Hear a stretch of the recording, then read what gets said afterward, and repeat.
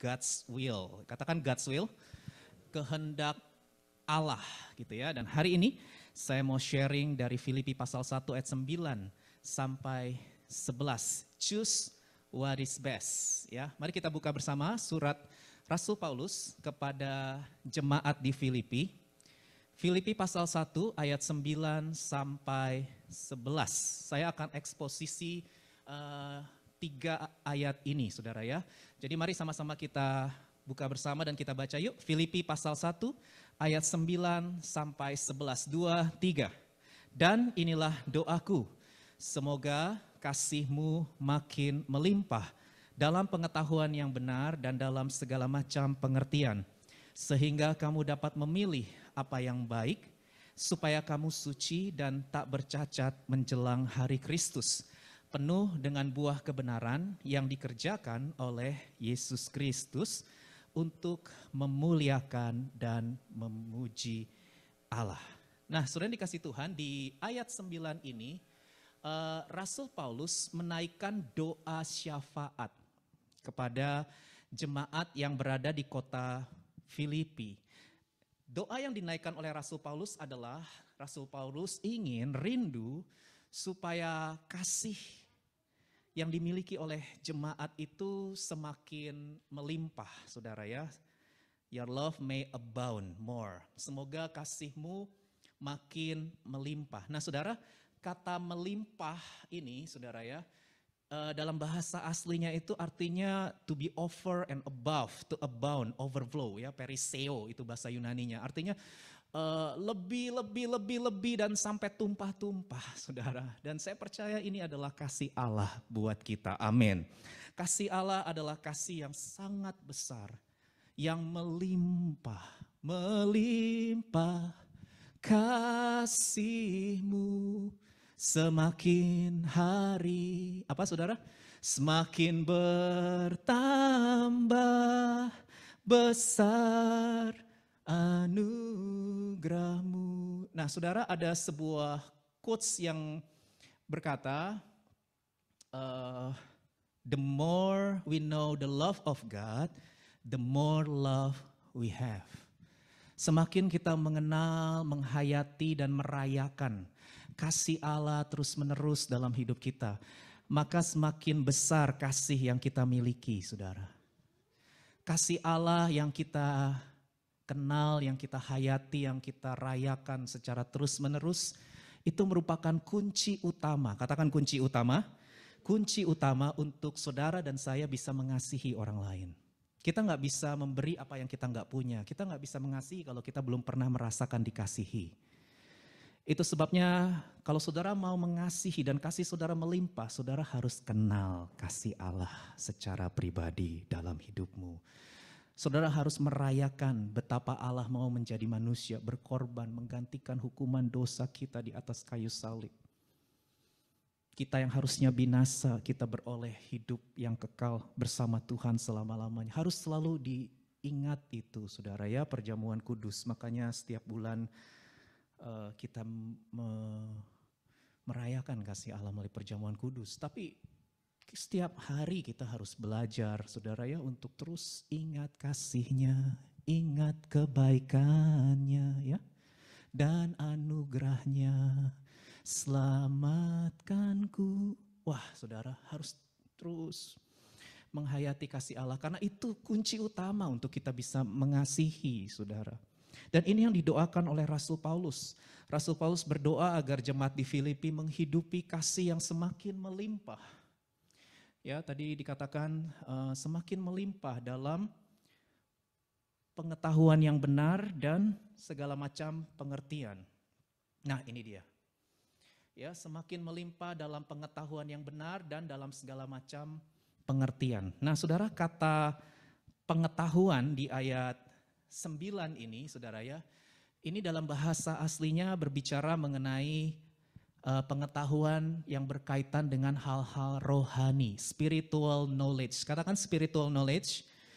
Ya, jadi kata yang digunakan epignosis itu bicara pengetahuan tentang Allah, ya, pengetahuan tentang hikmat Allah, wahyu Allah, penyataan Allah gitu. Jadi Ini berbicara mengenai pengetahuan secara rohani ya, jadi bukan pengetahuan akademis yang saudara sekarang lagi belajar di kampus ya, bukan pengetahuan itu, tetapi ini adalah pengetahuan yang berkaitan dengan relationship with God, loving relationship with God ya, jadi pengetahuan yang bersifat rohani, hubungan dengan Tuhan saudara ya, itu yang dimaksud. Dan kata kedua, saudara, itu adalah kata pengertian. Nah, kata pengertian itu dalam bahasa aslinya bicara mengenai kemampuan untuk membedakan. Kemampuan untuk membedakan. Ini kata yang sama yang digunakan Ibrani 5 ayat 14. Kamu harus punya panca indera yang terlatih untuk bisa membedakan apa yang baik daripada yang jahat. Ya, Ibrani 5 ayat 14. Nah, itu kata yang sama. Kemampuan untuk membedakan. Itulah dimaksud dengan pengertian di ayat 9 ini saudara. Nah sekarang saya akan masuk dalam poin ayat 10 sampai 11. Ya, kita akan renungkan ayat 10 sampai 11. Jadi tujuan dari Rasul Paulus berdoa supaya jemaat mengalami kelimpahan dalam pengetahuan rohani dan pengertian, kemampuan untuk membedakan, itu ada 3 tujuannya. Mari siapkan catatan saudara karena kita mau belajar bersama-sama firman Tuhan hari ini ya. Sebagai murid-murid Yesus kita mau belajar karena salah satu tanggung jawab murid Yesus adalah belajar kebenaran firman Tuhan. Tujuan yang pertama kita memiliki pengetahuan rohani dan kemampuan untuk membedakan itu adalah yang pertama supaya kita bisa memilih apa yang baik. Memilih apa yang baik. Nah saudara di ayat 11, saya boleh dibantu? Iya. Di ayat 10 saudara ya, di ayat 10 dikatakan sehingga kamu dapat memilih apa yang baik ya, so that you may be able to choose what is best. Ya tadi dikatakan supaya kamu bisa memilih apa yang baik. Nah saudara, kata memilih di ayat 10 ini itu memiliki pengertian menguji gitu. Jadi sebagai orang-orang percaya kita nggak boleh gegabah dalam memilih. Bilang kanan kiri, jangan gegabah dalam memilih gitu ya. Jangan sembarangan ya, jangan sembarangan memilih. Saudara, tetapi kita perlu menguji dengan teliti segala sesuatu yang mau kita pilih. Menguji apa yang baik ya, berkaitan dengan hal yang esensi dalam hidup kita. Nah, ini apa? Ini adalah values, Saudara ya. Ini adalah values. Bicara hal yang esensi itu bicara mengenai value. Values. Apa itu values? Values is a person, principle, or standards of behavior, one judgment of media. What is important in life? Apa yang paling penting dalam hidup saudara? Jadi nilai itu bicara prinsip pribadi atau standar tingkah laku seseorang atau pertimbangan tentang apa yang penting dalam hidup saudara. Nah, kita semua adalah murid Yesus. Amin. Nah, sebagai murid-murid Yesus, maka kita harus meneladani teladan hidup Yesus. Apa nilai hidup Yesus? What is the most important thing in Jesus' life? Nah, saudara, kalau saudara baca kitab-kitab Injil, maka saudara akan bisa melihat ada satu hal yang paling penting dalam hidup Yesus. Hal yang paling esensi dalam kehidupan Yesus. Dan salah satunya ini ada di Yohanes pasal 4 ayat 34 ya. Katakan, makananku ialah melakukan kehendak Bapa. Saudara, dalam bahasa Inggrisnya King James Version berkata, my meat is to do the will of Him. Nah ini King James tepat ya, karena memang kata Yunaninya broma. Broma itu bicara mengenai meat, daging. Jadi kehendak Bapa itu mendarah daging dalam hidup Yesus. Kehendak Bapa itu menyatu dalam pikiran dan perasaan Yesus. Itu sebabnya saudara bisa lihat di Lukas pasal 22 ayat 42, doa Yesus di Taman Getsemani, ya Bapa jikalau boleh cawan ini lalu daripadaku, tapi perhatikan kalimat ini, bukan kehendakku, melainkan apa saudara, kehendakmu lah yang terjadi ya. Dalam Amplified Bible bagus, yet not my will but always yours be done. Wow, always, saudara ya. Jadi kita harus tahu bahwa doa Tuhan Yesus di Taman Getsemani ini bukan doa yang normal atau dalam kondisi yang biasa. Kenapa saya mengatakan begitu? Karena ini dilakukan 1 malam sebelum Tuhan Yesus menghadapi apa? Kematian. Jadi ini bukan doa yang sepele ya. Ini bukan doa seperti kita mau doa makan gitu. Bukan saudara. Ini 1 malam sebelum menghadapi kematian yang sangat mengerikan saudara. Nah, orang kalau sedang diperhadapkan dengan kematian, kalau sudah dikasih tahu, oke, besok kamu akan menghadapi kematian yang sangat mengerikan. Nah, kira-kira apa tuh yang keluar dari mulut kita saudara ya? Doa apa yang keluar dari mulut kita? Enggak mungkin doa makan kan? Kalau dalam kondisi yang udah sangat krusial, pasti yang keluar dalam hidup kita adalah hal yang sangat amat penting. Ya, karena ini berhadapan dengan kematian, saudara. Dan dari doa Yesus ini kita bisa tahu apa yang paling penting dalam hidup Yesus. Dan Yesus berkata, kehendak Bapa itulah yang paling penting dalam hidupku. Itu sebabnya sepanjang bulan Maret ini kita akan merenungkan tema mengenai God's will, saudara. Nah, oke. Berbicara mengenai kehendak Allah, ada 3 hal yang saudara perlu mengerti ya, yang saudara perlu pahami. Yang pertama, itu adalah God's sovereign will. Kehendak Allah yang berdaulat. Katakan kehendak Allah yang berdaulat, 2, 3. Kehendak Allah yang berdaulat. Ini adalah hak prerogatif Allah. Ini adalah ketetapan Allah yang mutlak dan pasti terjadi. Manusia nggak bisa menolaknya. Manusia nggak bisa mengabaikan, manusia nggak bisa menggagalkan apa yang Allah sudah tetapkan. Contohnya, kedatangan Tuhan Yesus yang kedua. Kita nggak bisa menolak, saudara percaya nggak percaya, siap nggak siap, mau nggak mau, Allah pasti akan menyatakan Yesus datang yang kedua kali ke dunia ini. Ya, itu kita nggak bisa gagalkan, saudara. Itu adalah ketetapan Allah yang bersifat mutlak dan pasti terjadi. Demikian juga dengan kelahiran kita. Kita nggak bisa memilih lahir dari keluarga siapa. Halo, betul? Siapa yang bisa pilih orang tua? Saudara juga nggak bisa pilih dari suku apa, betul? Iya, kita nggak bisa menolak, saudara. Itu adalah ketetapan Allah yang harus kita terima dengan rendah hati. Katakan rendah hati. Iya, kalau saudara mau bahagia, terimalah ketetapan Allah. Karena ketetapan Allah itu pasti baik dan bermuara pada kemuliaannya. Amin. Ya, ketetapan Allah itu adalah sesuatu yang baik dan pasti bermuara pada kemuliaannya. Meskipun kita belum memahaminya, enggak apa-apa. Terimalah dengan kerendahan hati. Yang kedua, ini namanya God's moral will atau God's desire. Ini kehendak moral Allah atau keinginan, kerinduan. Jadi ini bukan ketetapan Allah, bukan. Ini adalah kerinduan Allah, keinginan Allah gitu ya.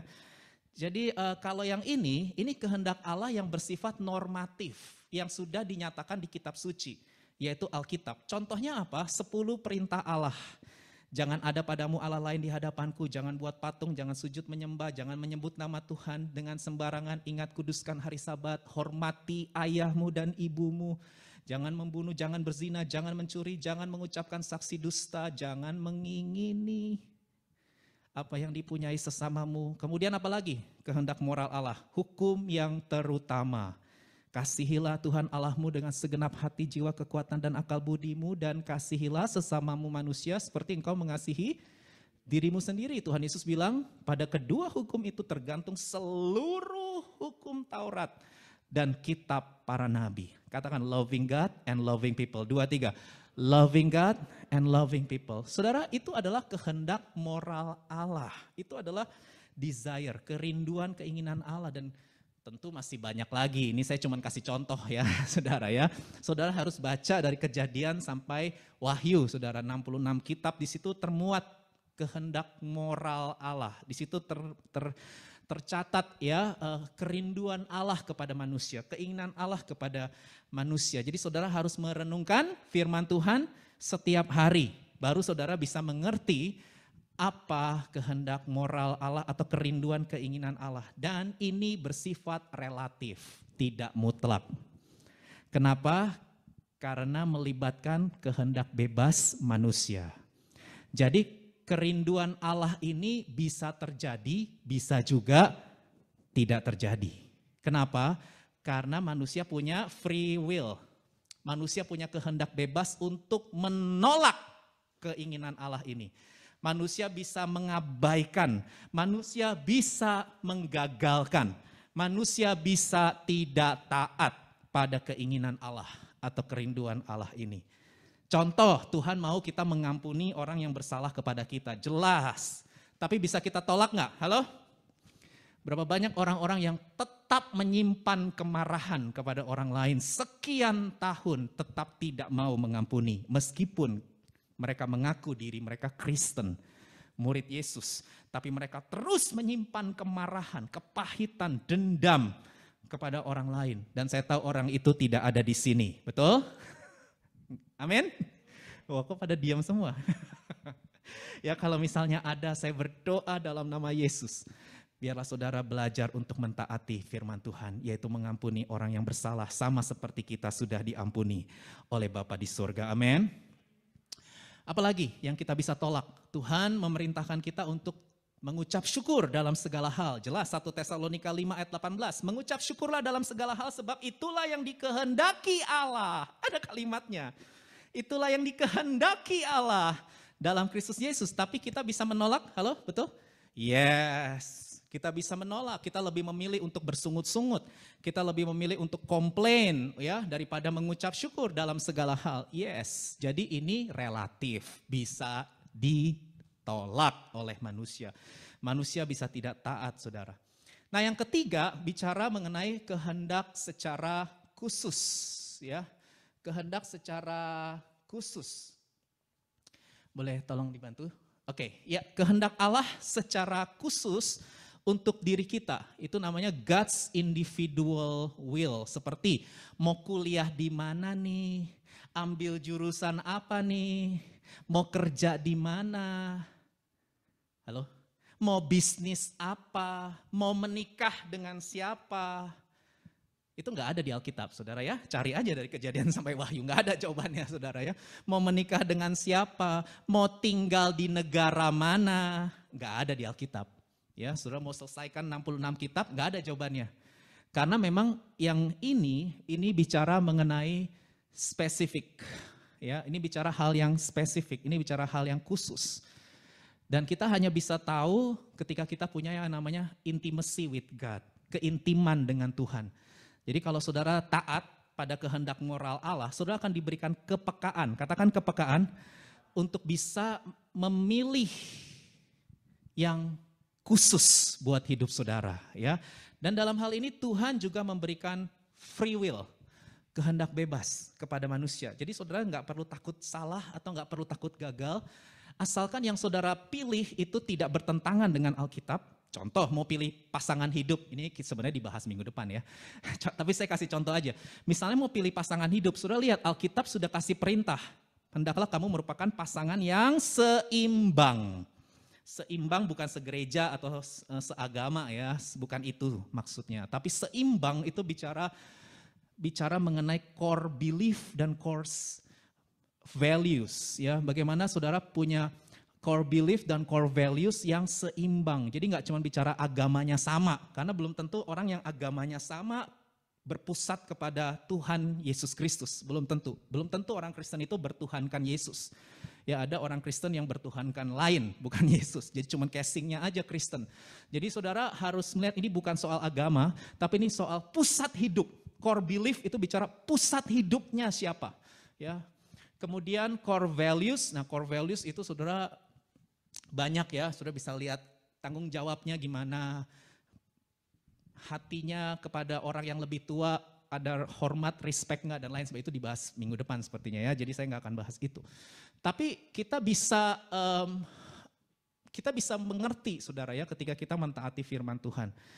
Kemudian saya mau ngomong apa ya? Oh ya, keputusan yang saudara ambil tidak bertentangan dengan prinsip Alkitab. Dan yang kedua, saudara memiliki motivasi yang benar. Katakan motivasi yang benar. Ya, jadi saudara harus punya motivasi yang benar. Memang ada banyak pilihan ya, mau kuliah di A, B, C, D, mau kerja di itu ada banyak pilihan. Dan saudara yang mana nih Tuhan gitu kan, ada bingung. Tapi saudara nggak boleh pasif diem aja, saudara harus ambil keputusan. Yang penting apa? Posisi hatimu benar. Apa itu posisi hati yang benar? Tuhan, saya mau mengasihi Tuhan. Saya mau mengasihi sesama manusia. Nah itu, Tuhan saya mau memuliakan Tuhan. Tuhan saya mau jadi berkat bagi orang lain. Nah kalau saudara motivasinya begitu, apapun yang saudara pilih, mau kerja di mana, mau bisnis apa segala macam, itu pasti akan dipimpin oleh Tuhan. Jadi memang saya harus kasih tahu gini ya, ini kita ngomong lebih seru di cool sebenarnya. Memang Tuhan itu nggak selalu kasih tahu secara clear rencana dia. Nih nanti kamu nikah sama ini, umur segini. Itu peramal kayaknya ya. Nanti kamu akan tinggal di sini, rumah kamu akan seperti ini. Nanti kamu finansialnya akan begini, umur segini. Enggak, Tuhan nggak begitu kerjanya. Ya, Tuhan itu kalau saya amati cara kerjanya itu adalah step by step. Langkah demi langkah. Ingat waktu Tuhan panggil Abraham, itu Tuhan gak kasih tahu negeri yang akan dituju di mana. Enggak. Abraham, ayo pergilah dari tempatmu. Udah, kemana? Gak dijelasin sama Tuhan. Kenapa? Karena Tuhan mau kita hidup oleh iman. Walk by faith and not by sight. Katakan amin. Jadi saudara gak boleh pasif. Harus memutuskan selama keputusan saudara tidak bertentangan dengan Alkitab dan motivasi saudara benar, putuskanlah, bertindaklah. Jangan ragu, jangan takut salah karena Tuhan bekerja dalam segala sesuatu untuk mendatangkan kebaikan. Amin. Termasuk keputusan yang salah, Tuhan bisa ubah untuk mendatangkan kebaikan. Dalam waktunya Tuhan dia akan pimpin kita langkah demi langkah. Nanti saudara akan dipertemukan dengan orang-orang yang akan ngedukung visi Tuhan. Nanti saudara bisa ditemukan dengan insight, wawasan yang baru, jalan yang terbuka, kesempatan, peluang. Itu nanti dibukain sama Tuhan. Tapi itu step by step ya. Intinya saudara punya free will. Kalau itu tidak bertentangan dengan Alkitab dan motivasi saudara benar, lakukanlah. Amin. Nah, sekarang yang kedua, saudara ya, kita mau belajar yang kedua tadi, kembali lagi yuk ke Filipi pasal 1 ayat 10.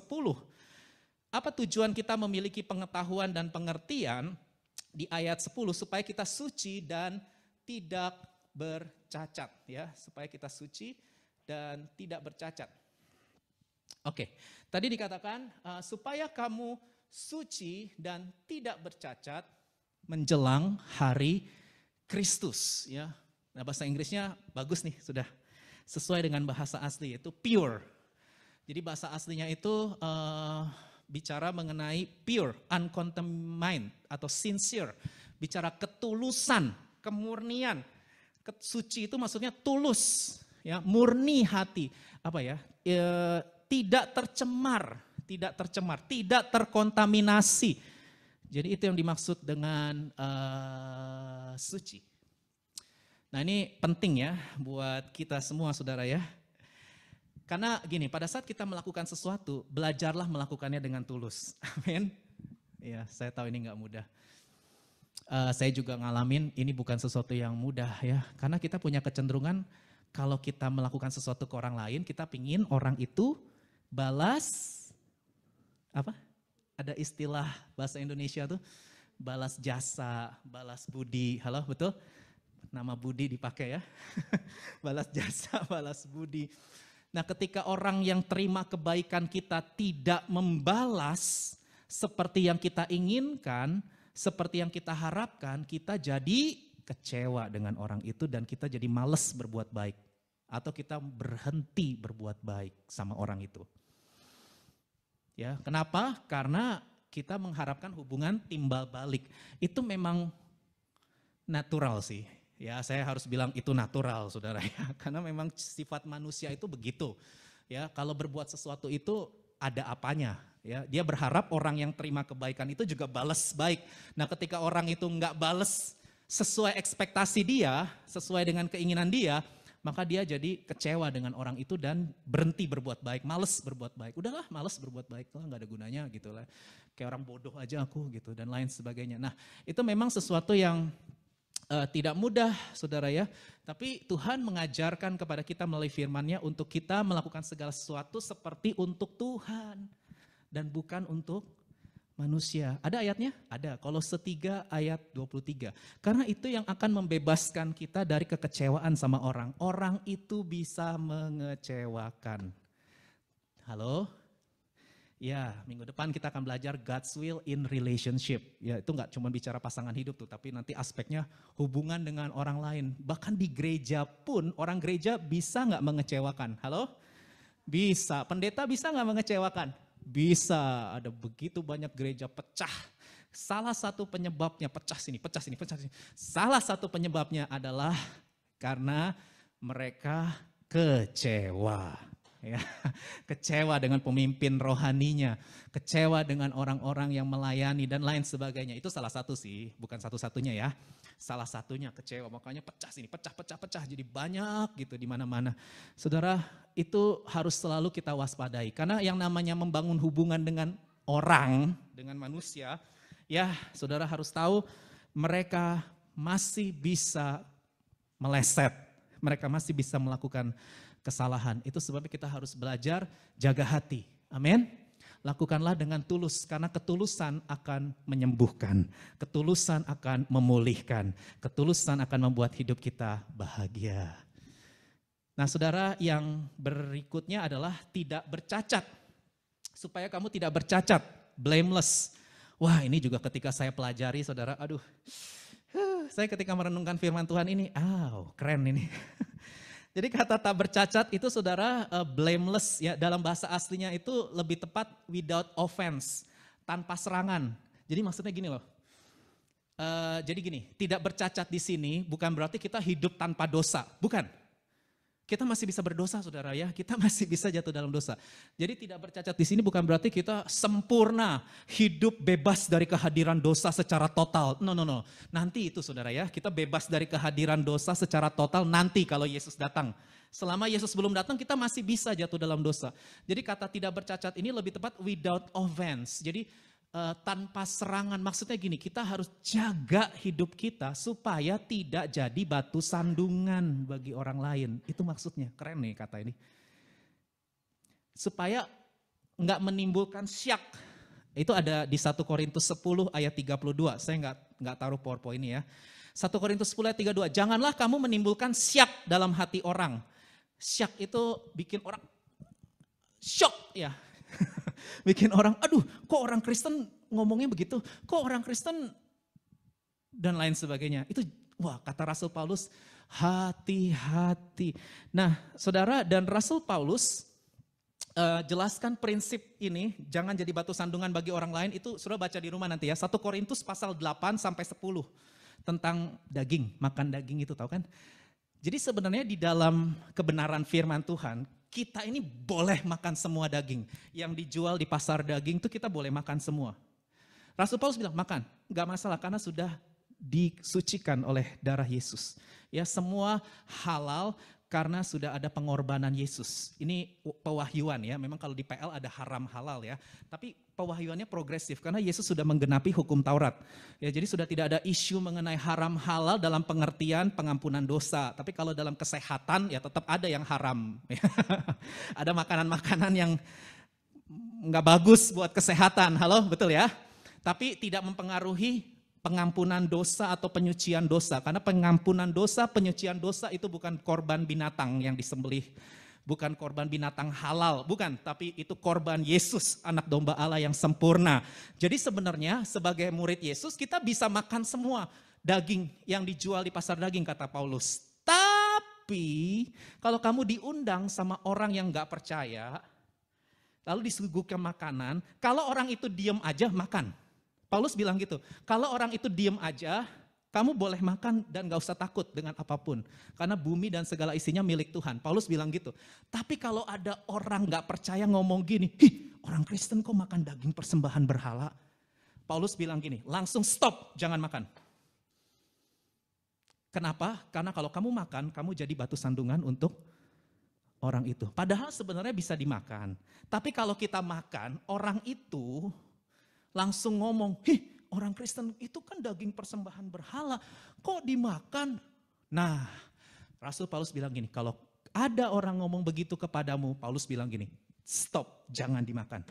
Bahkan selamanya aku nggak akan makan. Paulus ngomong gitu loh, supaya aku tidak jadi batu sandungan bagi orang lain. Itu maksudnya blameless, tidak bercacat. Jadi ini sesuatu yang, saudara kalau pengen tahu lebih dalam lagi, boleh nggak sih? Boleh nggak sih? Orang Kristen boleh nggak sih minum alkohol? Orang Kristen boleh nggak sih tatoan? Orang Kristen boleh nggak sih plastik surgery?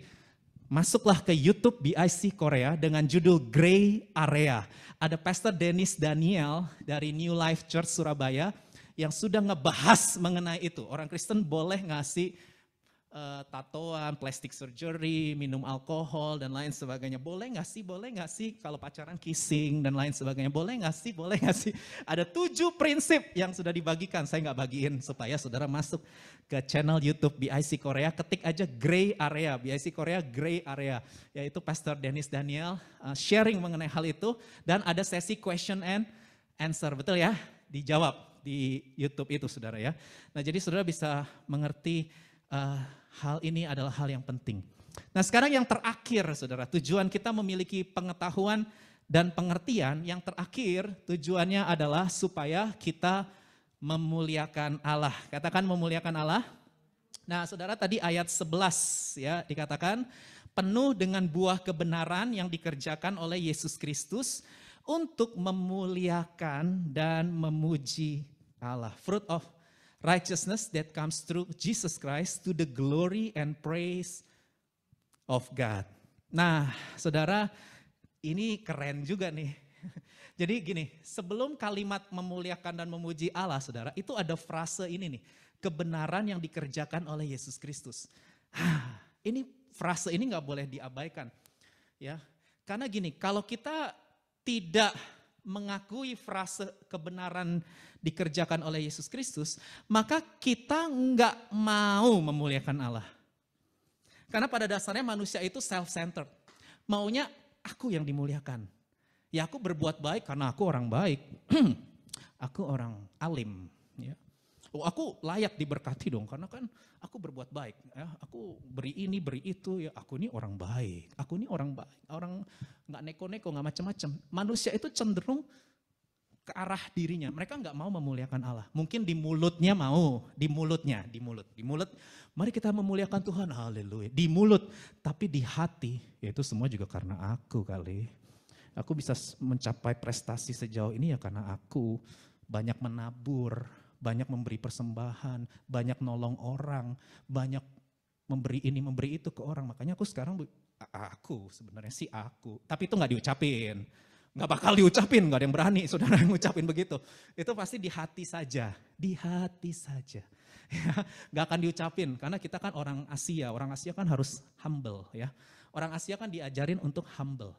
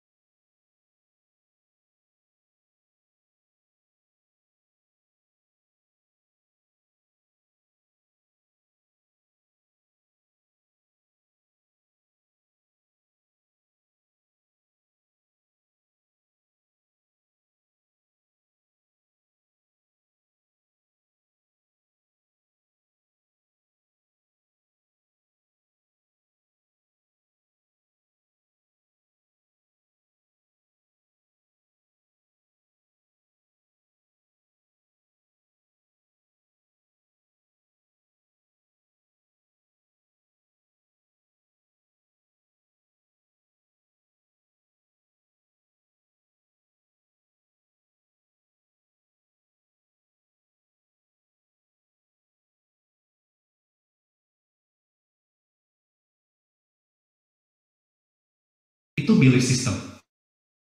Betul nggak?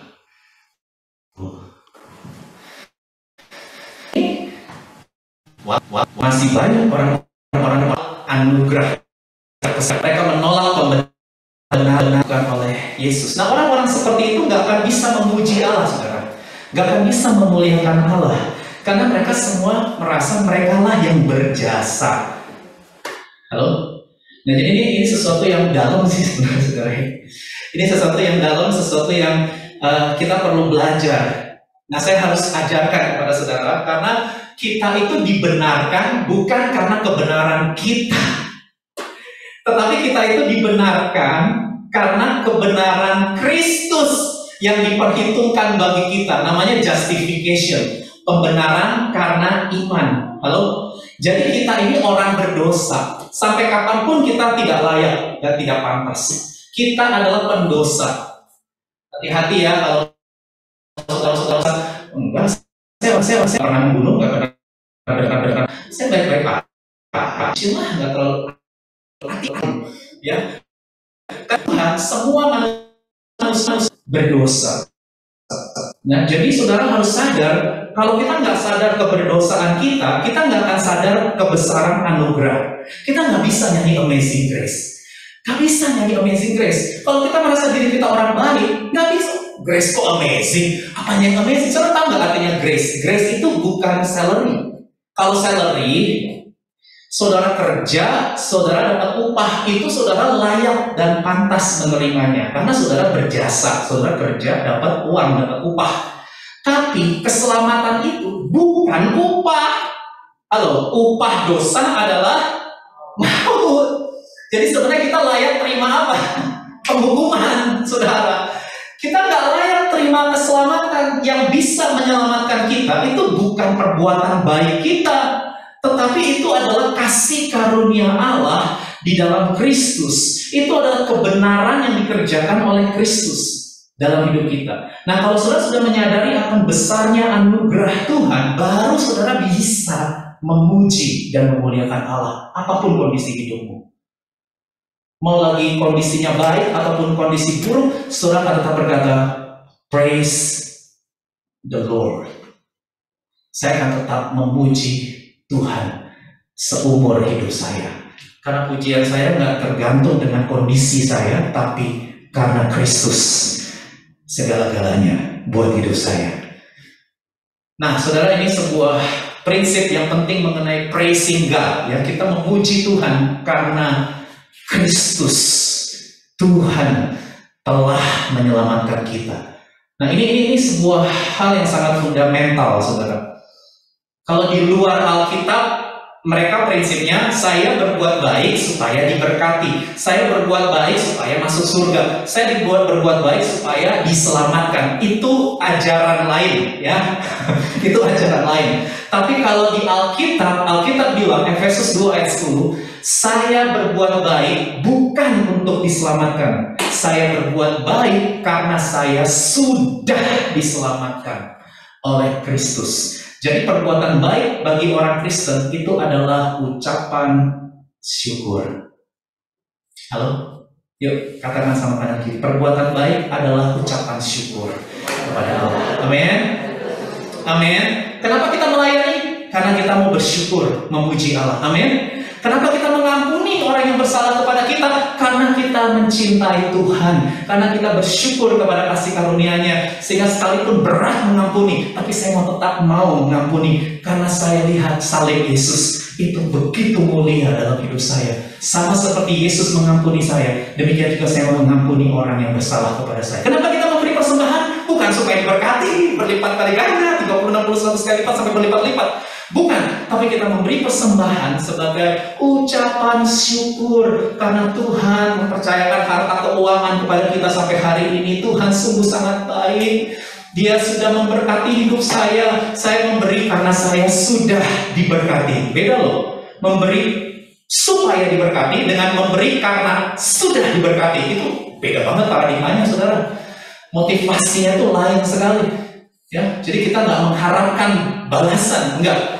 Karena dengan apa akan ku balas ya segala kebaikanmu.